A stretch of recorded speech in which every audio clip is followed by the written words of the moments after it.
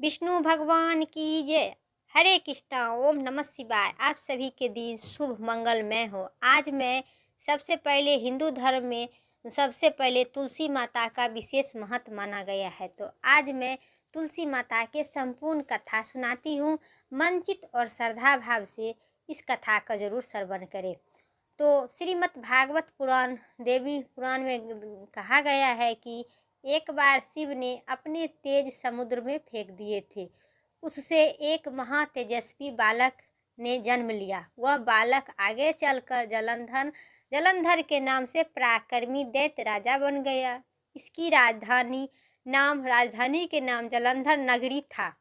दैत्य राजा कालनेमी की कन्या बिरधा से विवाह जलंधर के हो गया। जलंधर महाराक्षस था। अपनी सत्ता के मद से उससे माता लक्ष्मी को पाने की कामना से युद्ध किया, परंतु समुद्र से ही उत्पन्न होने के कारण माता लक्ष्मी ने उसे अपने भाई के रूप में स्वीकार किए। वहां से पराजित होकर देवी पार्वती के पास पहुंच गए कैलाश पर। माता पार्वती पर पहुँचे भगवान और माता पार्वती अपना अंतर्योग से जलंधर को पहचान लिए। वहाँ से माता पार्वती अंतर्ध्यान हो गए। देवी पार्वती ने क्रुद्ध होकर सारा बिरधा भगवान विष्णु को सुनाए। जलंधर के पत्नी बिरधा अत्यधिक पतिव्रता स्त्री थी। उसके पराजित करने के लिए जलंधर को पत्नी को पतिव्रता भंग करना बहुत जरूरी था। इसी कारण भगवान विष्णु ऋषि को भेष धारण कर वन में जा पहुँचे। वहाँ बिरधा को अकेली भ्रमण कर रही थी। भगवान के साथ दो मायावी राक्षस भी थे, जिससे देखकर बिरधा भयभीत हो गई। ऋषि ने बिरधा के सामने पल भर में दोनों को भस्म कर दिए। उसकी शक्ति देखकर बिरधा ने कैलाश पर्वत पर महादेव के साथ युद्ध कर रहे कहे उसके पति जलंधर के बारे में पूछा। ऋषि ने अपने माया जाल से दो वानर प्रकट किए। एक वानर मानव के हाथ में जलंधर का सिर था तथा दूसरे हाथ में जलंधर का धड़ था। अपने पति की यह दशा देखकर बिरधा मूर्छित हो पड़ी। जो मेरा पति को क्या हो गया और किसने किया? भगवान से बिरधा गुहार लगाने लगी। हे भगवान, मेरा पति तो कभी भी पराजित होने वाले नहीं थे। मुझसे क्या भूल हो गई है? मेरा पति धड़ और गला अलग हो गया है। अब मैं क्या करूं, कैसे रहूं? भगवान से गुहार लगाने लगे।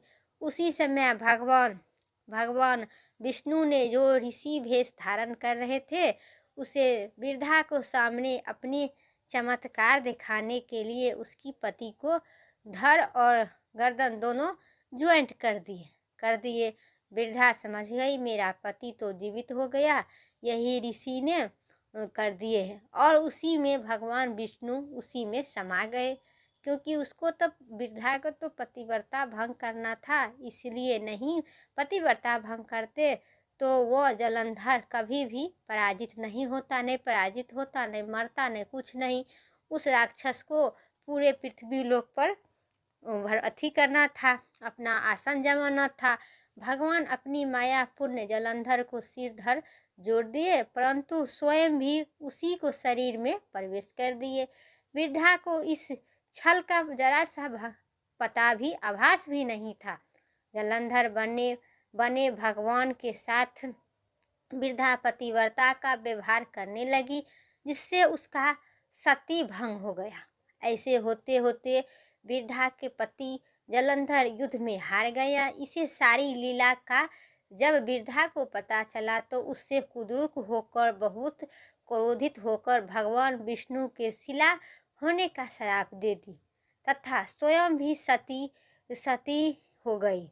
जहाँ बिरधा भस्म हुई वहाँ तुलसी का पेड़ उग गया। भगवान विष्णु ने बिरधा से कहा, हे बिरधा, तुम अपने सती के कारण मुझे लक्ष्मी से अधिक तू प्रिय है, तुम अपने सती के कारण बहुत प्रिय हो गई है। अब तू तुलसी के रूप में सदा मेरे साथ रहेगी।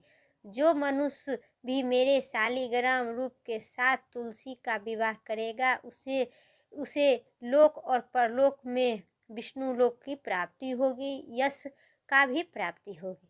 जिस घर में तुलसी होती है वहाँ यम के दूत भी आसन नहीं जमा सकते हैं।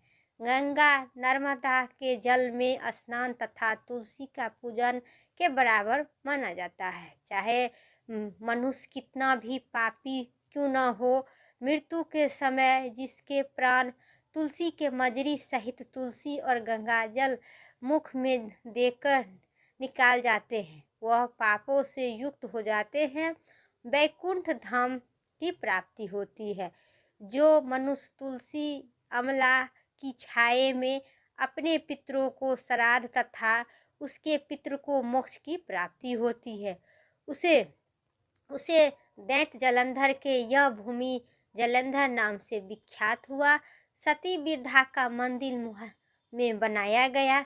इस स्थान पर प्राचीन गुफा भी है जो सीधे हरिद्वार तक पहुँचते हैं। सच्चे मन से 40 दिन तक सती बिरधा देवी को मंदिर में पूजा करने से मनुष्य के हर प्रकार के मन वांछित फल की प्राप्ति होती। बोले विष्णु भगवान की जय, बिरधा माता की जय। मेरा कथा यहीं तक था। उम्मीद करते हैं मेरा कथा पसंद आई। चैनल पर नहीं है तो लाइक करके सब्सक्राइब करें। कमेंट में जय माता बिरधा सती जरूर लिखिए। फिर अगली वीडियो लेके आते हैं। तब तक के लिए स्वस्थ रहिए, मस्त रहिए। जय श्री राम, राधे राधे।